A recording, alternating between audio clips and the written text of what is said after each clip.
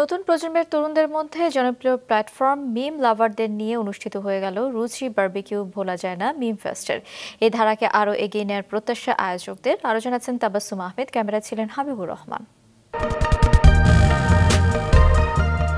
Internet ব্যবহারকারী তরুণ প্রজন্মের কাছে অত্যন্ত জনপ্রিয় একটি কালচার হচ্ছে মিম। নির্দিষ্ট একটি থিমকে একটু মজা করে সামাজিক যোগাযোগ মাধ্যমে প্রচার করার নামই মিম। স্কয়ার গ্রুপের রুচি বারবিকিউ চানাচুরও এখন নতুন প্রজন্মের কাছে হয়ে উঠেছে অনেক জনপ্রিয়। আর এই দুই জনপ্রিয়তাকে এক করতেই স্কয়ার ফুড অ্যান্ড বেভারেজ লিমিটেডের রুচি বারবিকিউ চানাচুর আয়োজন করে রুচি বারবিকিউ ভোলা যায় না মিম ফেস্ট। মিম ফেস্টটা যেটা রুচি যে ব্র্যান্ড, সেটা হচ্ছে ইউথের একটা ব্র্যান্ড। আমাদের এই মিম ফেস্টে পার্টিসিপেট করেছে কারণ তারা আসলে টু সেন্সে আমাদের যে এসেন্স যেটা সেই এসেন্সের সাথে আসলে দে আর কানেক্টেড উইথ আস।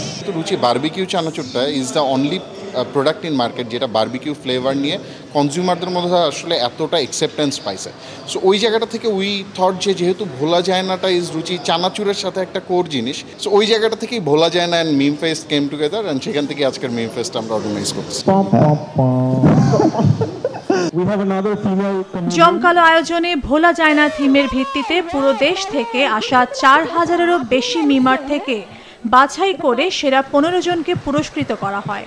রুচি ইউথদের সবচাইতে ফেভারিট ব্র্যান্ড। এই ধরনের অ্যাক্টিভিটিগুলি ইউথদেরকে ওদের লাইফস্টাইলের সঙ্গে কানেক্ট করে, ওদের চিন্তাভাবনাগুলির সঙ্গে কানেক্ট করে আমরা এই ধরনের আয়োজন ভবিষ্যতে অব্যাহত রাখব।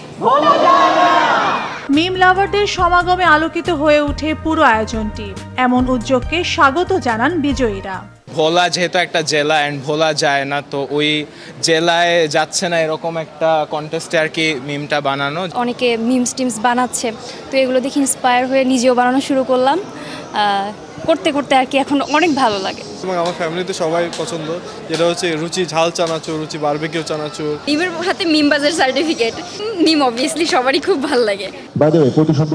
মিম প্ল্যাটফর্ম ইয়ারকি এবং র্যান্টেজেসের সহযোগিতায় মিম সংগ্রহ ও বাছাই ক্যাম্পেইনে ক্রিয়েটিভ এজেন্সি হিসেবে কাজ করেছে সান কমিউনিকেশনস।